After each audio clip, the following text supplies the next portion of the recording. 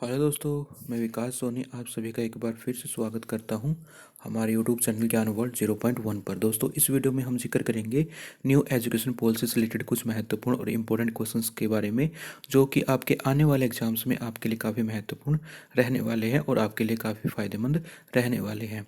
तो इस वीडियो को ध्यान से देखिएगा, हो सके तो इसके नोट्स बना लीजिएगा ताकि फ्यूचर में आपके वो काम भी आ सके। तो आइए दोस्तों, वीडियो शुरू करते हैं और हमारा जो फर्स्ट क्वेश्चन है आज का वो इस प्रकार से है। राष्ट्रीय शिक्षा नीति 2020 या फिर न्यू एजुकेशन पॉलिसी 2020 या नई शिक्षा नीति 2020 किसने तैयार की है? तो यहाँ पे कुछ समितियाँ दी गई हैं और कौन सी समिति का जो है संबंध न्यू एजुकेशन पॉलिसी 2020 से है। ऑप्शन है कोठारी समिति, के कस्तूरी रंजन समिति, ASR रंगनाथन केंद्रीय माध्यमिक शिक्षा बोर्ड। तो इसका जो करेक्ट आंसर रहेगा, जो न्यू एजुकेशन पॉलिसी थी उसको तैयार करने में जिस समिति का हाथ रहा है वो है के कस्तूरी रंजन समिति। जो इसके अध्यक्ष थे वो भी कौन थे? के कस्तूरी रंजन थे। और उन्हीं के नाम पर इस समिति का नाम रखा गया है, के कस्तूरी रंजन समिति। जो इसकी ड्राफ्टिंग कमेटी थी न्यू एजुकेशन पॉलिसी की, जिसने इसको तैयार किया था, तो उसके अध्यक्ष भी कौन थे? के कस्तूरी रंजन थे। ठीक है, तो इस प्रकार से इसका जो राइट आंसर होगा वो होगा के कस्तूरी रंजन समिति। ये हमारे देश की तीसरी न्यू एजुकेशन पॉलिसी थी। इससे पहले दो राष्ट्रीय शिक्षा नीति जो है बनाई जा चुकी थी, जो कि फर्स्ट बनाई गई थी, सबसे पहले बनाई गई थी इंदिरा गांधी के समय में 1968 के अंदर, और दूसरी बनाई गई थी 1986 में राजीव गांधी जी के जो सरकार थी उस टाइम के दौरान। और उसके बाद में अब नरेंद्र मोदी जी की सरकार में 2020 में जो है ये नई एजुकेशन पॉलिसी लागू की गई है और बनाई गई है। हमारा जो नेक्स्ट प्रश्न है वो इस प्रकार से है, NEP 2020 के अध्यक्ष कौन है? तो ऑप्शन है नरेंद्र मोदी, दौलत सिंह कोठारी, SR रंगनाथन, डॉक्टर के कस्तूरी रंजन।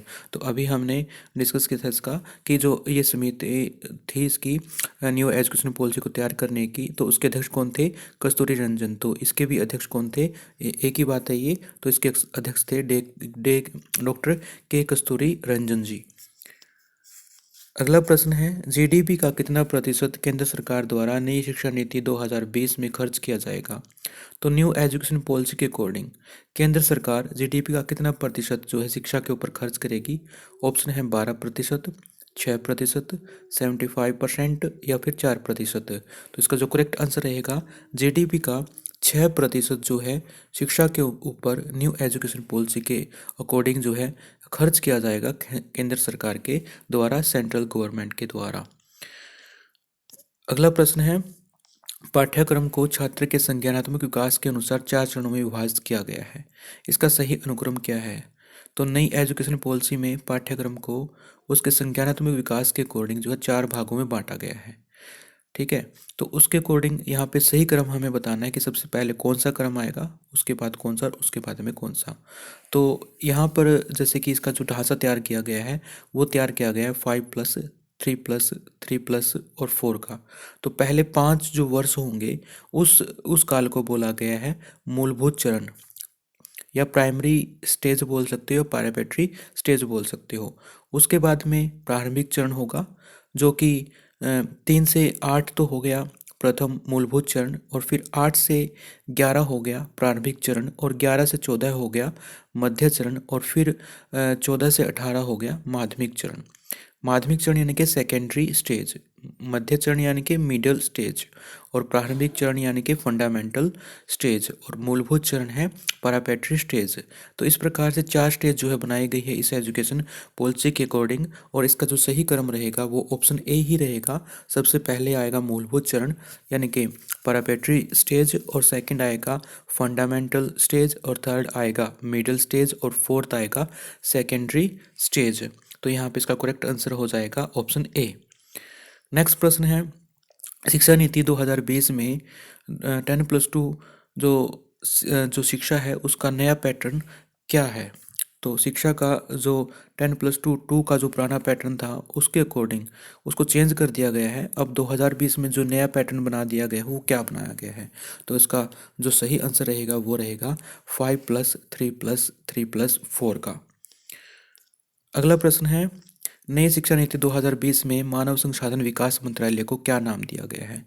तो न्यू एजुकेशन पॉलिसी के अकॉर्डिंग मानव संसाधन विकास मंत्रालय का नया नाम रखा गया है। वो क्या रखा गया है?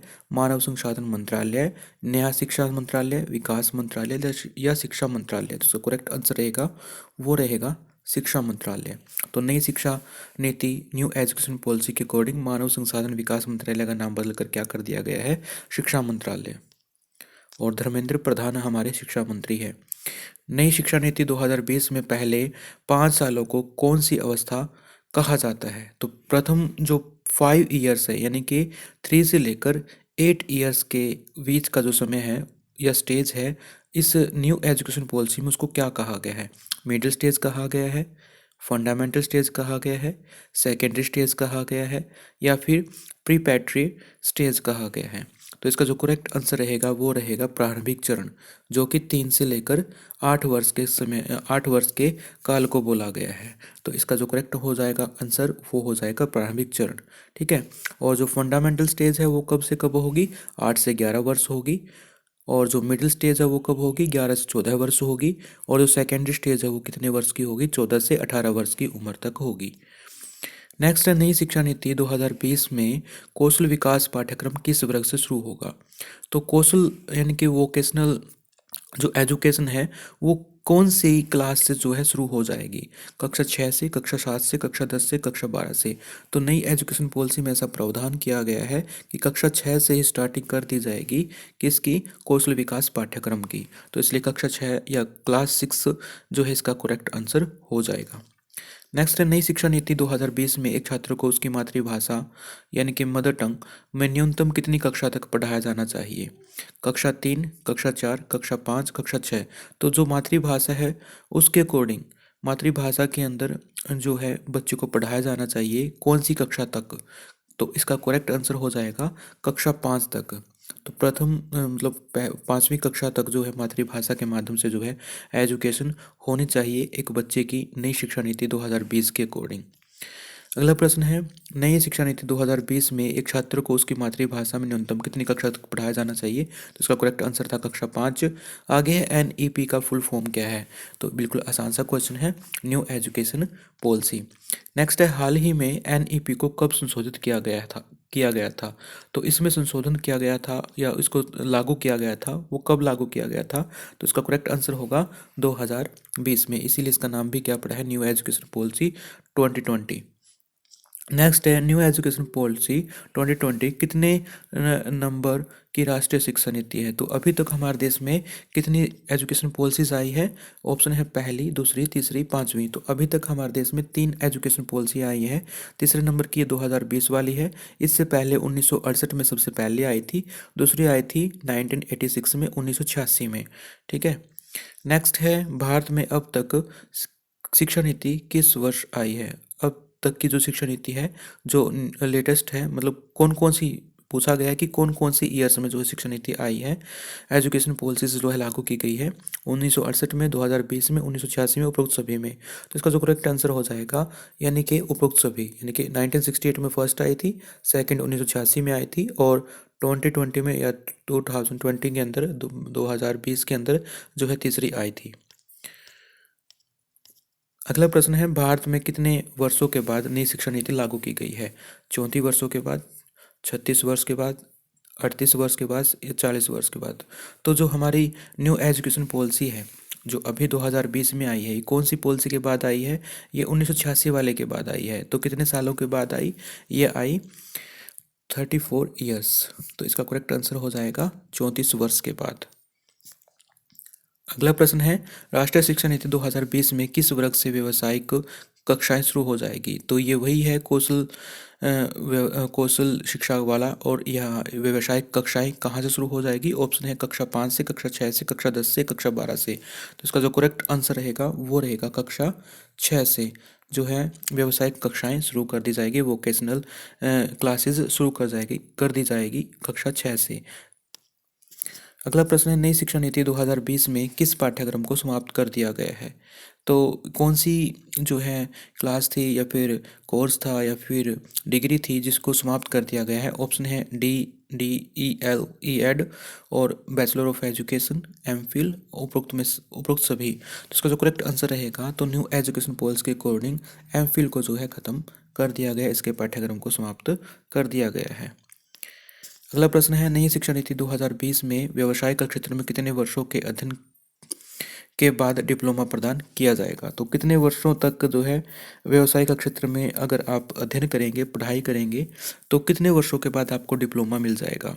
1 वर्ष के बाद, 2 वर्ष के बाद, 3 वर्ष के बाद या फिर 4 वर्ष के बाद। तो इसका करेक्ट आंसर रहेगा, वो रहेगा 2 वर्ष के बाद। 1 वर्ष के बाद सर्टिफिकेट मिलेगा, 2 वर्ष के बाद डिप्लोमा मिलेगा और 3 वर्षों के बाद आपको डिग्री मिलेगी और 4 वर्षों के बाद आपको PhD और डिग्री की उपलब्धि जो है प्राप्त होगी।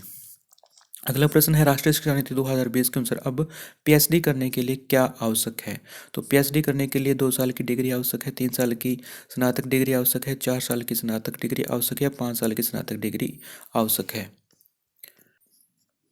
तो इसका करेक्ट आंसर रहेगा, वो रहेगा 4 साल की स्नातक डिग्री।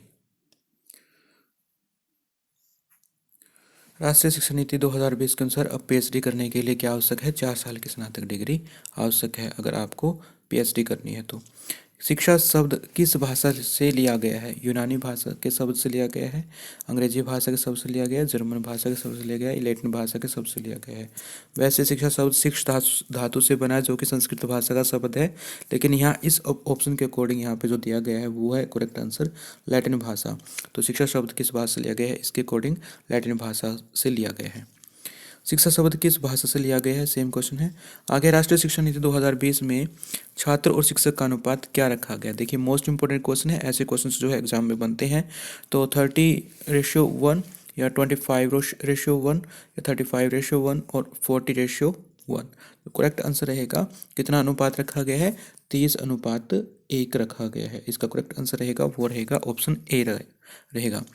आगे, राष्ट्रीय शिक्षा नीति 2020 के अनुसार राष्ट्रीय मूल्यांकन केंद्र किसके लिए बनाया जाएगा। शिक्षक के लिए बनाया जाएगा, बच्चे के लिए बनाया जाएगा या फिर माता पिता के लिए बनाया जाएगा या उपरोक्त सभी के लिए बनाया जाएगा। तो इसका जो करेक्ट आंसर रहेगा वो क्या रहेगा भाई, जो राष्ट्रीय शिक्षा नीति 2020 के अनुसार राष्ट्रीय मूल्यांकन केंद्र बनाया जाएगा वो बनाया जाएगा बच्चों के लिए।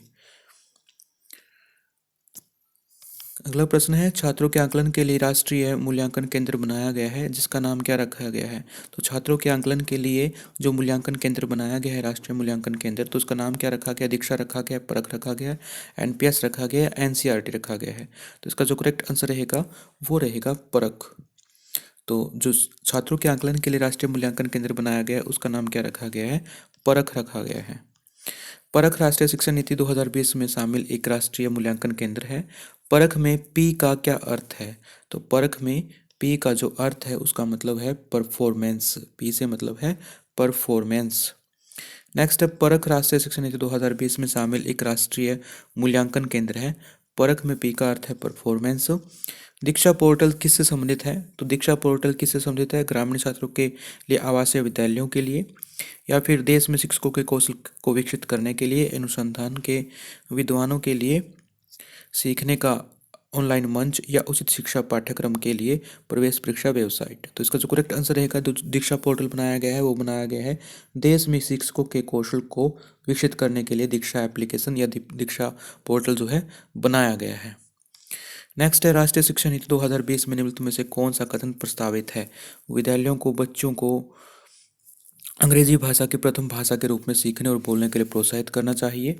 ये तो बिल्कुल बंद ही कर दी गई है। पहली से 5वीं क्लास तक जो है आगे न्यू एजुकेशन पॉलिसी के अकॉर्डिंग जो है अंग्रेजी भाषा में अंग्रेजी भाषा को बंद कर दिया गया है, यानी कि अंग्रेजी भाषा में शिक्षा नहीं दी जाएगी, सिर्फ मातृभाषा के अंदर ही जो है वहाँ पे एजुकेशन शिक्षा दी जाएगी बच्चों को, ऐसा इसमें प्रावधान किया गया है। तो इसमें तो फर्स्ट ऑप्शन तो बिल्कुल भी ठीक नहीं रहेगा। अगला ऑप्शन है, अपनी मातृभाषा में शिक्षित होना शैक्षिक और प्रौद्योगिकी उन्नति में बाधक है। ये भी बिल्कुल गलत है।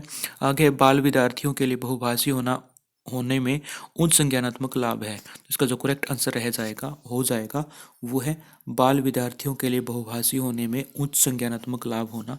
लाभ उसका मतलब बोल सकते हो, उच्च संज्ञानात्मक लाभ उसको मिलता है अगर वो बहुभाषी होगा तो, यानी कि अलग अलग भाषाओं से सीखेगा तो।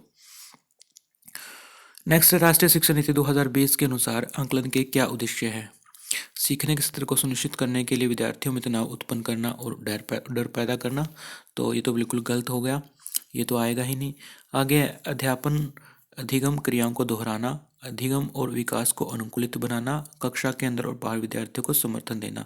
तो यहाँ पे 3 के 3 ऑप्शन जो है ठीक लग रहे हैं। अध्यापन अधिगम क्रियाओं को दोहराना, अधिगम और विकास को अनुकूलित करना और कक्षा के अंदर और बाहर विद्यार्थियों को समर्थन देना। तो यहाँ पे इनमें से जो सही ऑप्शन है वो उनका सिलेक्शन करना है। तो देखिए ऑप्शन नंबर 1 तो बिल्कुल ही गलत है, तो यहाँ भी 1 दिया गया तो ये नहीं आएगा, इसमें भी 1 दिया गया है, दूसरे वाले में भी, ये भी नहीं आएगा, सी वाले में 1 नहीं है। तो यहाँ पे इसका जो करेक्ट आंसर हो जाएगा वो हो जाएगा ऑप्शन सी। ठीक है, तो तीनों ही जो बी यानी कि सेकंड और थर्ड और फोर्थ ऑप्शन जो है इसमें करेक्ट रहेंगे। आंकलन का NEP 2020 के अनुसार आंकलन का ये उद्देश्य है, क्या है? अध्यापन अधिगम क्रियाओं को दोहराना, अधिगम और विकास को अनुकूलित बनाना, कक्षा के अंदर और बाहर विद्यार्थियों को समर्थन देना। अगला प्रश्न है राष्ट्रीय शिक्षा नीति 2020 क्या सिफारिश करती है? एक भाषावाद, बहुभाषावाद या पाठ्यक्रम का मानकीकरण या मूल्यांकन का मानकीकरण। तो इसका जो करेक्ट आंसर हो जाएगा, जो राष्ट्रीय शिक्षा नीति 2020 है वो सिफारिश करती है बहुभाषावाद के ऊपर, बहुभाषावाद के बारे में। नेक्स्ट, राष्ट्रीय शिक्षा नीति 2020 में प्रस्तावित बदलाव क्या है? मानकीकरण से लचीलापन, रचनात्मक मूल्यांकन से योगात्मक मूल्यांकन, संरचनाओं की समझ से परीक्षाओं के लिए सीखना और बहुभाषिक से कठोरता। तो यहाँ पे क्या आएगा? राष्ट्रीय शिक्षा नीति 2020 में प्रस्तावित बदलाव ये है कि मानकीकरण से लचीलापन। इसका करेक्ट आंसर हो जाएगा मानकीकरण से लचीलापन। अगला प्रश्न है राष्ट्रीय शिक्षा नीति 2020 में उल्लेखनीय MERU शब्द का विस्तृत रूप क्या है? तो MERU शब्द का विस्तृत रूप क्या होगा? Multidisciplinary education and research university, multilingual education and research university, multidisciplinary education and rebuild university, multidisciplinary environment and research university. तो इसका जो करेक्ट आंसर हो जाएगा वो हो जाएगा multidisciplinary education and research university. तो इसका जो करेक्ट आंसर रहेगा वो रहेगा ऑप्शन ए। अगला प्रश्न है राष्ट्रीय मूल्यांकन केंद्र परख का क्या उद्देश्य है? तो राष्ट्रीय मूल्यांकन केंद्र परख का उद्देश्य क्या है? प्रश्न पत्र सेट करना और परीक्षा आयोजित करना, मानदंड मानक और दिशा निर्देश निर्धारित करना, बोर्ड परीक्षाओं के लिए प्रश्न पत्र सेट करना, UGC के लिए प्रश्न पत्र सेट करना। तो जो परख है वो क्या करती है? वो करती है मानदंड मानक और दिशा निर्देश निर्धारित करना बच्चों के मूल्यांकन के लिए। ठीक है, तो इसका जो करेक्ट आंसर हो जाएगा वो हो जाएगा ऑप्शन बी। अगर दोस्तों आपको हमारा ये वीडियो पसंद आया हो तो प्लीज़ वीडियो को लाइक कर दीजिएगा और अपने फ्रेंड के साथ भी इस वीडियो को शेयर कीजिएगा और हमारे चैनल को सब्सक्राइब कर लीजिएगा। थैंक यू दोस्तों, थैंक यू फॉर वॉचिंग।